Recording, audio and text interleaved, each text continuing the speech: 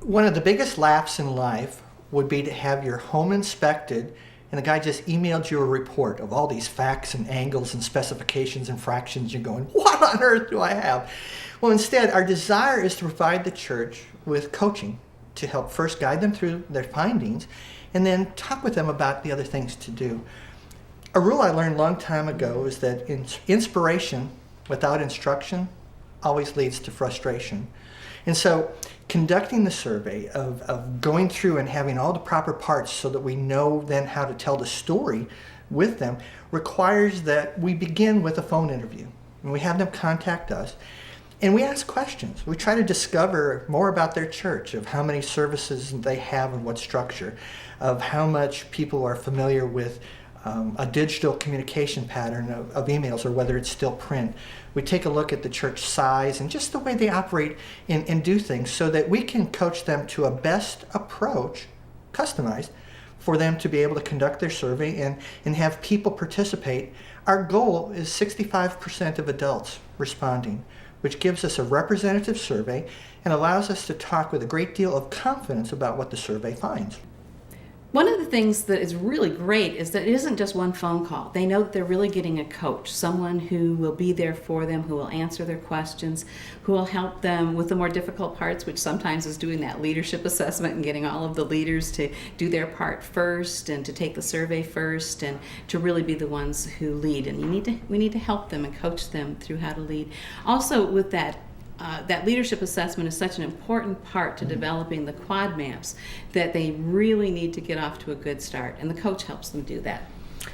And besides that part of the coaching, we realize that most churches, while they want to believe they're in the digital age, they have a Facebook page and they may have a website, may not actually know how to get all those pieces to work.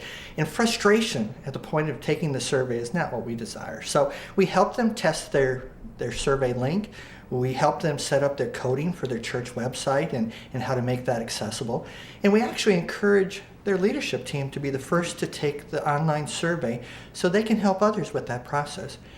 We also ask about what other areas and options they have in the church, like a kiosks of computers in the lobby, or if they have a computer bank for part of their children's school, so that 6-year-olds can go in and invite the seniors to take their survey online with the little kids, their grandkids, kind of helping them in that process.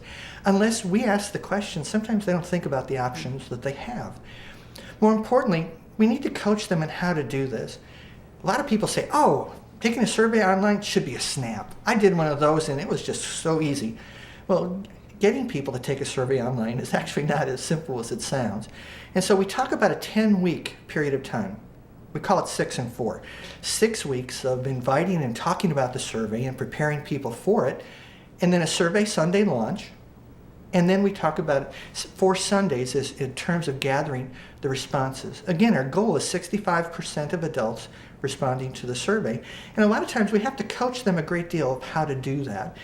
One of the things that we do as they're taking the survey, they've taken the survey, is we try to give them constant feedback. And so we actually connect with them usually by email twice a week, on Tuesday and Friday. Every week they know that they can get an update in their mailbox that's going to tell them how many people have taken the survey to date, probably some information about how many are women, how many are men, a little bit about the different age groups. And we ask them, take a look at your church, take a look at your congregation.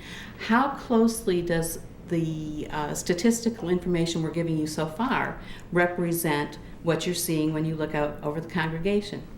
If we're saying that we have 75 of the responses from women and only 25% from men, but your congregation looks more like 60-40, well then maybe you need to look at how do you get men more involved? How do you take it to the people who have not yet responded and get them to respond?